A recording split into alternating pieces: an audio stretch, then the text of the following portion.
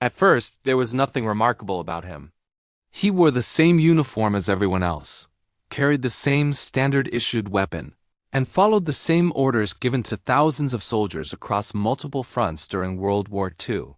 He was not a general, not a strategist, and not someone whose name appeared in newspapers. To command, he was simply another soldier on the battlefield. But war has a way of compressing time and forcing decisions onto ordinary men, decisions that were never meant for their rank or responsibility. In one moment, under conditions shaped by confusion, pressure, and incomplete information, this soldier made a choice that no one expected him to make. That single decision did not just affect his survival or the men beside him, it altered the course of the battle unfolding around them, shifting momentum in ways that official plans never anticipated. World War II was defined not only by grand strategies and famous commanders, but by countless moments where ordinary soldiers were forced to act beyond their assigned roles. While history often records decisions made in headquarters and war rooms, the reality on the ground was far less orderly. Communications failed, plans collapsed, and rapidly changing conditions placed immense responsibility on individuals who were never meant to carry it. This story begins in one of those moments, where circumstances elevated a single soldier from anonymity into a position of consequence. The soldier in question was part of a standard infantry unit operating within a larger offensive. His background was unremarkable by military standards. He had been drafted or enlisted like millions of others, trained under accelerated wartime programs, and deployed with limited preparation for the complexity of modern combat. His training emphasized obedience, coordination, and reliance on command structure. Individual initiative was encouraged only within narrow limits, because deviation from orders in large-scale operations could create chaos. Under normal conditions, his role was simple: follow commands, maintain formation, and respond to threats as directed. The battle environment, however, was far from normal. World War II combat zones were unstable systems where conditions could change faster than orders could be issued. Terrain, weather, enemy resistance, and mechanical failures constantly disrupted planning. In this particular engagement, the unit had advanced according to schedule, but resistance was heavier than anticipated. Enemy forces had not withdrawn as expected, and defensive positions were better prepared than intelligence reports suggested. This mismatch between planning and reality was common during the war and often placed frontline units in dangerous positions. As fighting intensified, coordination began to break down. Units that were meant to advance simultaneously became separated. Supporting elements lagged behind or were redirected. The battlefield, once organized by objectives and timelines, became fragmented into isolated pockets of action. In such conditions, junior officers and enlisted soldiers were forced to interpret intent rather than follow explicit instructions. The soldier at the center of this story found himself in one of these fragmented zones where clarity disappeared and survival depended on immediate judgment. Communication issues compounded the problem. Radios, though revolutionary, were unreliable. Interference, damage, or simple battery failure could cut off entire units from command. Without reliable communication, soldiers could not confirm whether friendly units were advancing, retreating, or holding position. This uncertainty increased the risk of exposure and friendly fire. It also created hesitation, as acting without confirmation could be as dangerous as doing nothing. For the soldier and those around him, the absence of clear guidance meant that every action carried amplified risk. The immediate tactical situation was deteriorating. Enemy fire constrained movement, limiting the unit's ability to maneuver effectively. Cover was available but uneven, forcing soldiers to adapt positions quickly. Casualties, even minor ones, disrupted cohesion. In World War II infantry combat, the loss of a few key individuals, such as a squad leader or radio operator, could significantly reduce effectiveness. Each casualty forced remaining soldiers to absorb additional responsibilities, increasing fatigue and stress. Psychological pressure played a crucial role. Combat stress was not yet fully understood during World War II, but its effects were visible. Soldiers under sustained threat experienced narrowed focus, distorted time perception, and heightened emotional responses. Decision-making became more instinctive and less analytical. Training provided structure, but it could not eliminate fear or uncertainty.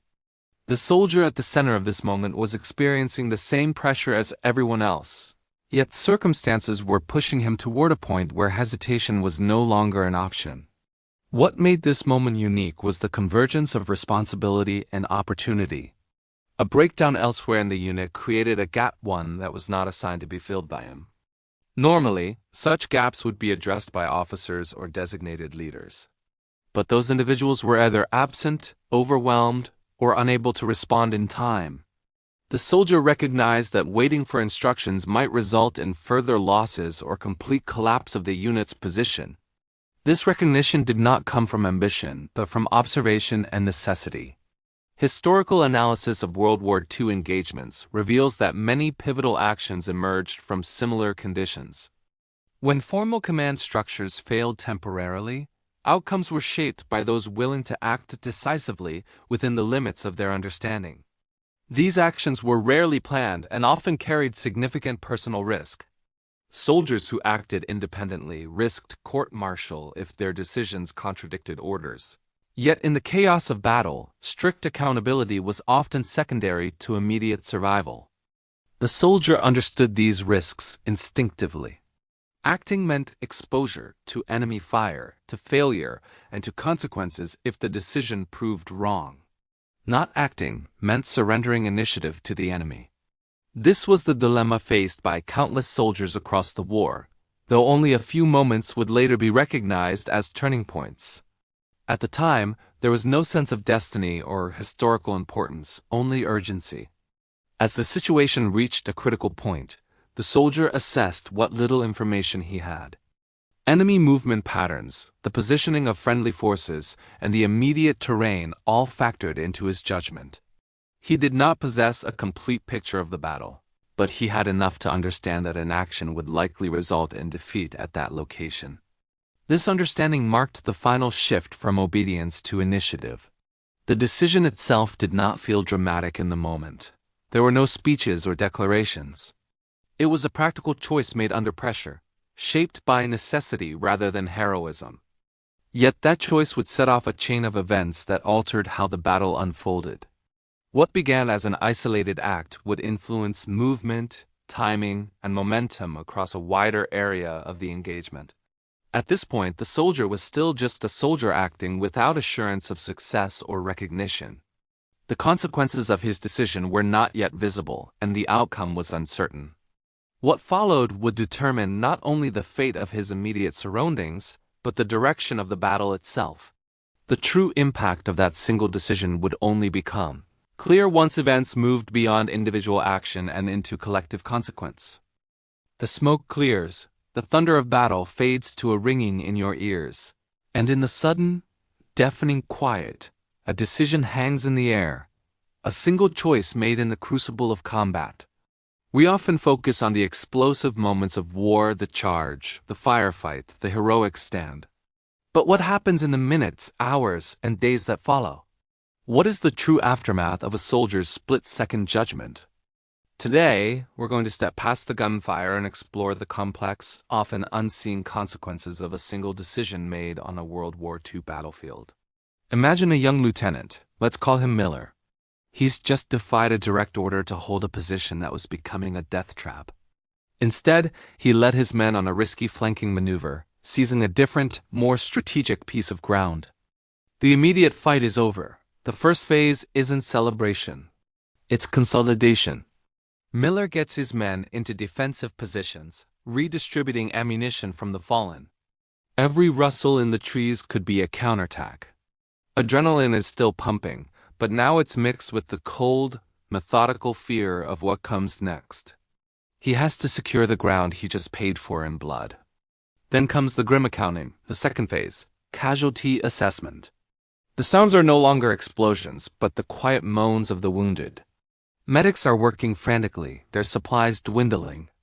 Miller moves from man to man, his heart a leaden weight. He sees the faces of his friends, some alive, some not. He has to count them. He has to know the cost of his decision. Was it worth it? This isn't a statistic on a report. It's the empty space where a bunkmate used to be, the letter home that will never be finished. This is the moment the abstract calculus of war becomes deeply, horribly personal. Once the immediate threats are managed and the wounded are tended to, the third phase begins, re-establishing communication. The field radio, a lifeline to the rest of the army, crackles to life. Miller has to report, but what does he say? "Sir, I disobeyed your order, but it worked?" He has to justify his actions to a commander miles away, sitting in a clean tent, looking at a map that doesn't show the mud, the fear, or the machine gun nest that was tearing his platoon apart. He crafts his words carefully, trying to translate the visceral chaos of the front line into the sterile language of a situation report. The strategic advantage gained, the enemy neutralized, the new position secured. He leaves out the part about the sheer terror, the gut feeling that told him the original plan was suicide. This leads to the fourth and perhaps most frustrating phase, the disconnect between frontline reality and command perception. The response comes back over the radio. It might be a grudging acknowledgement, a demand for more details, or even a reprimand for insubordination, pending review. To the commander, Miller's action is a disruption to a larger plan, a single unpredictable move on a vast chessboard. The commander doesn't see the relief in the surviving men's eyes. He doesn't hear the silence where a machine gun used to be. He sees a pin on a map that moved without his say-so. This gap in understanding is one of the loneliest places a soldier can be, having made the right choice for the wrong reasons in the eyes of his superiors. Now, let's step back from the immediate aftermath and look at the psychological ripple effects on Lieutenant Miller.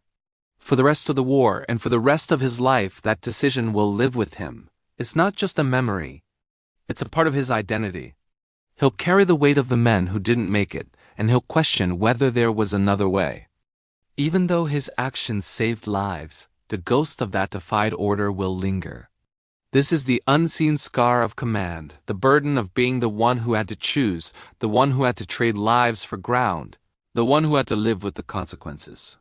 He might receive a medal, or he might receive a court-martial. Often, the line between the two is razor-thin and depends entirely on the outcome. Years later, history looks back on this engagement. A historian, writing a book, might simplify Miller's action into a single sentence.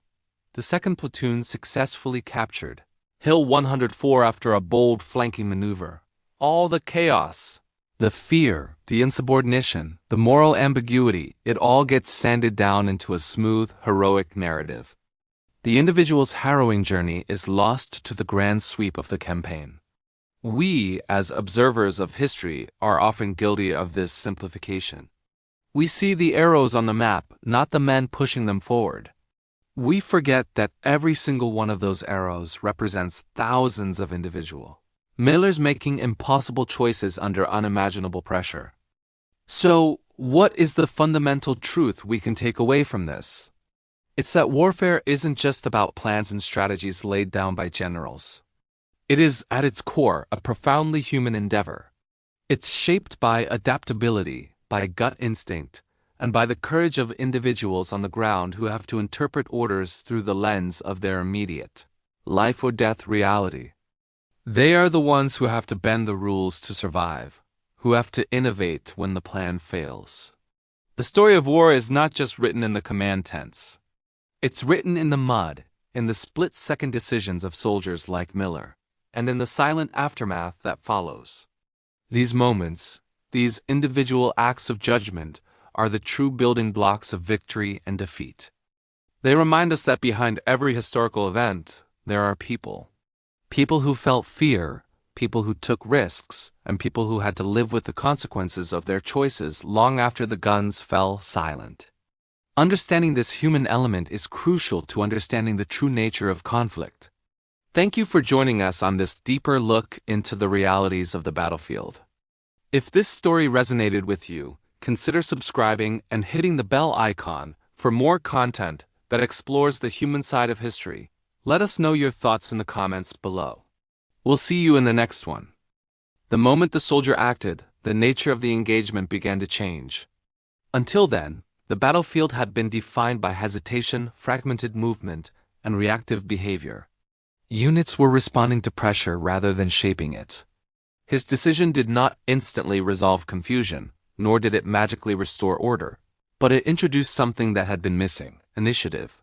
In World War II combat, initiative often mattered more than numbers, because it allowed one side to dictate tempo while the other struggled to keep up. The decision itself was grounded in immediate tactical reality.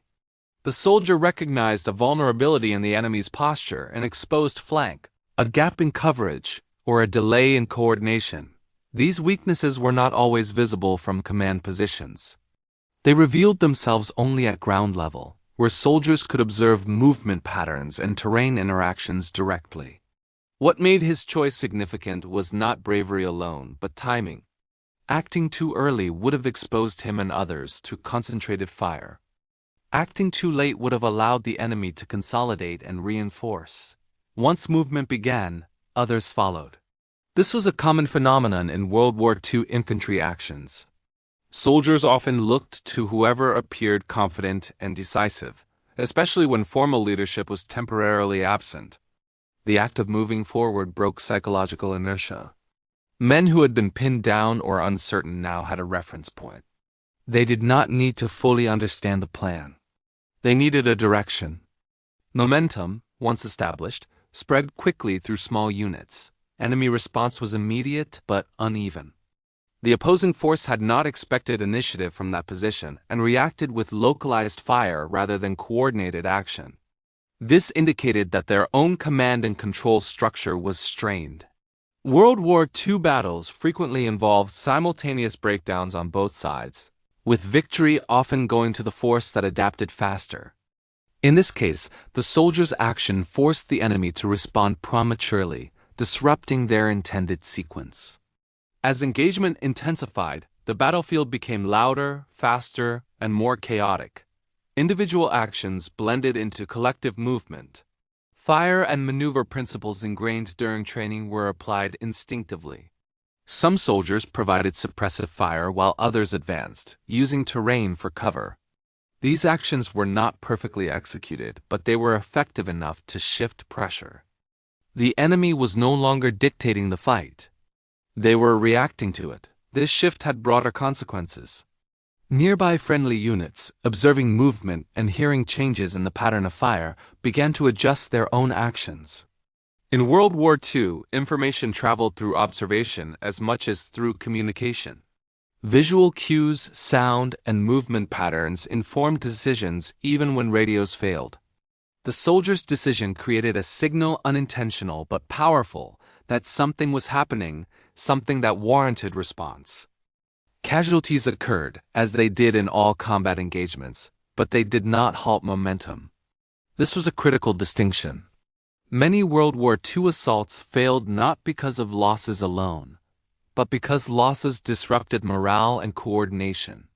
Here, the continuation of movement despite resistance reinforced confidence. Soldiers understood that stopping under fire increased danger, while controlled advancement offered at least the possibility of resolution. The enemy attempted to stabilize the situation by concentrating fire on advancing elements. However, this concentration revealed their positions. Once identified, those positions became targets for suppression or flanking. The battlefield began to fragment into smaller engagements, each influenced by the initial decision to move. What had started as a localized action was now affecting how forces interacted across the area. Command awareness lagged behind events. Higher-level commanders did not immediately understand what was happening on the ground. Reports, if they arrived at all, were incomplete or delayed. This disconnect between frontline reality and command perception was a defining feature of World War II combat. Battles often evolved faster than headquarters could track, leading to retroactive explanations rather than proactive control. Despite this, the effects of the soldier's decision aligned with broader operational goals. By disrupting enemy positioning and drawing attention away from other sectors, the action indirectly supported adjacent units. This was not intentional coordination, but emergent effect. Many successful operations during the war benefited from such unintended synergies, where local actions produced strategic benefits. Psychologically, the shift was profound. Soldiers who had felt trapped now felt engaged. Fear did not disappear, but it became focused. Purpose replaced paralysis. Studies conducted after the war highlighted this transformation as a key factor in combat effectiveness. Soldiers performed better when they perceived themselves as active participants rather than passive targets. The decision restored that sense of agency. Enemy resistance began to falter as coordination broke down. Isolated enemy elements fought hard but lacked cohesion. Without synchronized support, their defensive posture weakened. This pattern was observed repeatedly during the war, especially when units were forced into reactive modes. Once initiative was lost, regaining it required time and resources that were often unavailable in fast-moving engagements. The soldier himself did not perceive the broader impact of his action. His focus remained immediate: movement, cover, threat. This narrow focus was typical. Historical accounts reveal that individuals rarely understood the significance of their actions in real time. Recognition, if it came at all, arrived later through reports and analysis. In the moment, survival and task completion were the only concerns. As the engagement progressed, friendly forces began to consolidate gains. Positions once contested were now held with greater confidence. The enemy, facing pressure from multiple directions, was forced to withdraw or reposition. This did not constitute a complete victory, but it altered the trajectory of the battle. What could have become a stalled or failed operation now had forward momentum. The cost, however, was real. Losses sustained during the action could not be ignored. Each casualty represented not only a human loss, but a reduction in capability. World War II units operated close to minimum effective strength, and replacing losses was not immediate. The decision's success did not erase its consequences, it contextualized them. As fighting subsided, the battlefield settled into a new configuration shaped by the decision made earlier. Lines were redrawn, responsibilities reassigned, and plans adjusted. Only then did command begin to understand what had occurred. Reports described unexpected advancement, altered enemy behavior, and improved positioning. The soldier's name, if mentioned at all, appeared as a detail within a larger narrative. Yet within that narrative lay a truth often overlooked. Battles were not shaped solely by those with rank or authority. They were shaped by individuals who recognized moments of necessity and acted within them. World War II, with its scale and complexity, produced countless such moments, most undocumented and uncelebrated. This phase of the battle demonstrated how quickly outcomes could change when initiative shifted. The decision did not guarantee victory, but it created opportunity where none had existed. It forced adaptation, disrupted enemy plans, and redefined the engagement's direction.